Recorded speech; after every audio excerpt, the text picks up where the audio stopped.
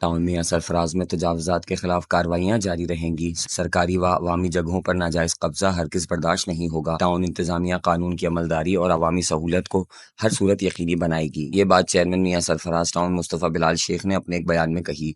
انہوں نے کہا کہ محرم الحرام سے قبل شہر سے تجاوزات کا خاتمہ یقینی بنایا جائے گا۔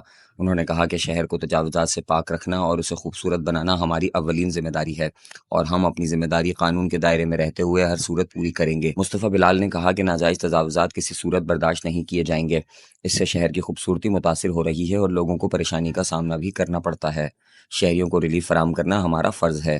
ٹاؤن چیئرمین نے کہا کہ محرم الحرام کے دوران عزاداران کو تکلیف سے محفوظ رکھنے کے لیے ٹاؤن انتظامیہ ہر ممکن انتظامات کرے گی۔ مجالس اور جلوسوں کے مقامات پر صفائی ستھرائی اور اسٹریٹ لائٹس نصب کی جائیں گی۔ مصطفیٰ بلال شیخ نے کہا کہ شہر کی تعمیر و ترقی اور خوبصورتی کے لیے ٹاؤن انتظامیہ اپنے تمام تر وسائل بروئے کار لا رہی ہے۔ یہی وجہ ہے کہ ہمارے مخالفین ہمارے خلاف بے بنیاد اور من گھڑت پروپیگنڈا کرنے میں مصروف ہیں۔ انہوں نے کہا کہ شہری جانتے ہیں کس نے کام کیا ہے اور کس نے نہیں۔ ہم من گھڑت پروپیگنڈے سے ڈرنے والے نہیں، ہم عوام کی خدمت کا سلسلہ جاری رکھیں گے۔